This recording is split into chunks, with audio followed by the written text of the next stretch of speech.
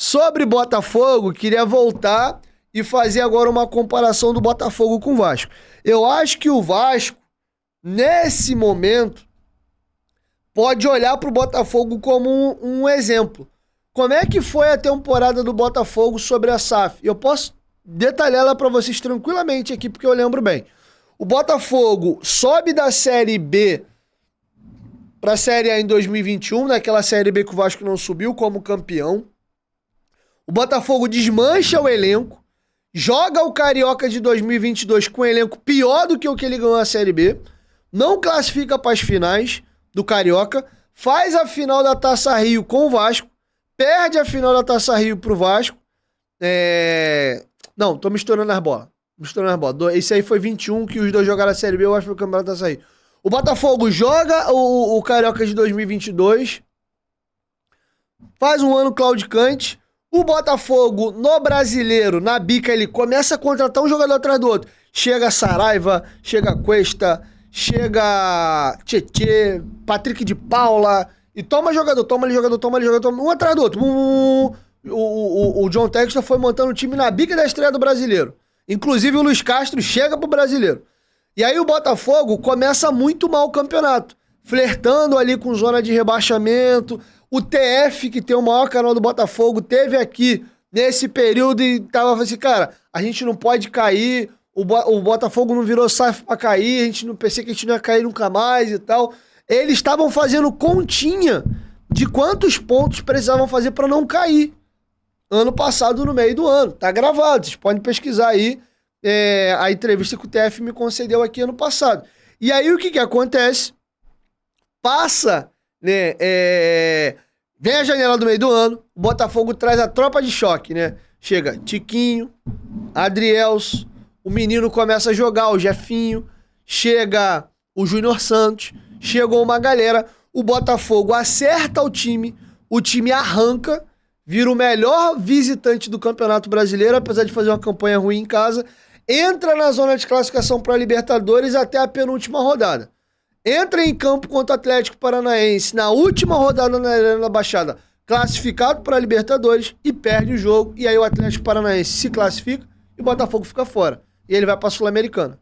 Então o Botafogo teve esse alto e baixo ano passado. Começa mal o Brasileiro, se reforça no meio do ano e arranca, faz uma espinha de time e quase vai para a Libertadores. Esse ano o Luiz Castro disse que o Botafogo queria levar o estadual como pré-temporada mesmo. A ideia era fazer jogos amistosos, rodar aí na Europa e deixar um time alternativo sub-23 jogando estadual. Por imposição do contrato da Ferg, você não pode botar time em reserva. O Botafogo foi obrigado a jogar o time do campeonato com o time principal. O Botafogo não classifica para as finais do Carioca. Quase é eliminado na primeira fase da Copa do Brasil por Sergipe, faz um gol aos 50 e todos, 1 minuto a mais do tempo que o juiz tinha dado de acréscimo. O presidente do Sergipe entra no campo, agride o juiz, dá uma confusão dos diabos lá e o Botafogo classifica. Daí então o Botafogo arranca, é campeão da Taça Rio, engata a sequência de 15 jogos sem perder, é líder do Campeonato Brasileiro. 7 rodadas, 6 vitórias e um empate. E teve o Engenhão fechado também para troca de gramado, colocação de gramado sintético. Então olha como o Botafogo teve esse carrossel de 22. Começa o campeonato já com o SAF, brigando para cair, reforça no meio do ano, briga por Libertadores. Começa o ano no estadual, não classifica para a Copa do Brasil e quase eliminado na primeira fase, não vai para a final do Carioca e quase eliminado na primeira fase da Copa do Brasil. Depois o time dá uma arrancada e lidera o campeonato. O que não quer dizer que o Botafogo vai acabar a temporada campeão brasileiro ou até na Libertadores. Eu acho que o Botafogo pode ser que em algum momento oscile. Então é normal essa subida e essa descida num clube que não tem 2 anos de SAF. O Luiz Castro, que é o treinador do Botafogo, que já teve a cabeça a prêmio pela torcida do Botafogo algumas vezes, tanto no Brasileiro e o TF, quando veio aqui, falou que o trabalho do Luiz Castro era ruim, que pela torcida e pela opinião pública ele já teria que ter sido demitido. E quem estava mantendo era o John Textor.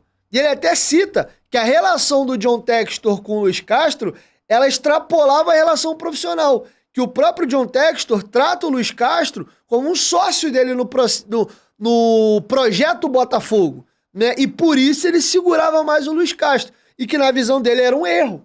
A gente viu esse movimento no Botafogo. Depois o Luiz Castro acabou bem. E aí quando o Botafogo não vai para as finais do Carioca e quase cai na Copa do Brasil, pediram de novo a cabeça do Luiz Castro. Ele acerta o time e o time hoje lidera o campeonato. Não parece para vocês muito parecido com o Vasco? A diferença é que o Botafogo já está um ano à frente desse processo que eu estou falando. A gente está chegando agora no meio do problema que o Botafogo estava ano passado, que era próximo à zona de rebaixamento, a torcida puta. A organizada do Botafogo invadiu o centro de treinamento. O John Textor, quando deu uma entrevista pro Seleção Sport TV, falou que o Botafogo deixou de contratar um grande reforço porque o cara não quis vir depois da repercussão que deu a invasão no centro de treinamento. O John Textor começou a ser acusado pela torcida do Botafogo de fanfarrão, porque ele vinha a público, falava demais, prometia um monte de coisa que eu vejo hoje a torcida do Vasco criticando a 777. Não parece pra vocês tudo muito parecido? Agora, eu não posso dizer pra vocês que o Vasco vai emular igualzinho o Botafogo, que o Botafogo acertou no meio do ano e arrancou pra quase uma Libertadores, que o Vasco vai fazer igual. E que o Vasco ano que vem vai fazer um mal estadual, mas depois vai liderar o brasileiro. Isso eu não posso dizer. O que eu posso dizer é que o Botafogo, que é um clube co-irmão aqui do Rio de Janeiro, que também virou SAF, teve essa oscilação dentro do campeonato nesse período de SAF. Então eu vejo similaridades entre Vasco e Botafogo, tá?